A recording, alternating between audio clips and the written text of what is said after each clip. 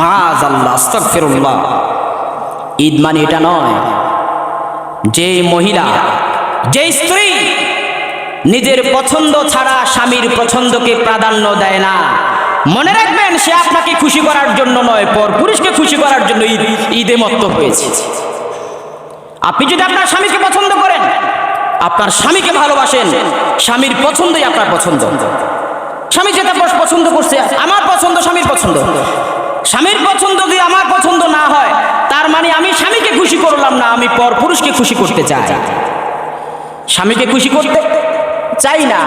স্বামীকে তো প্রত্যেক দিন দেখি, প্রত্যেক দিন দেখি, এটা আবার দেখার কি আছে? তাকে খুশি করার কি আছে? মনে রাখবেন, স্বামী যদি কিয়ামতের ময়দানে আপনার বিরুদ্ধে আপিল করে, অবজেকশন যদি জানায়, আসামির কাঠগড়ায় আপনাকে দাঁড়াতে হবে।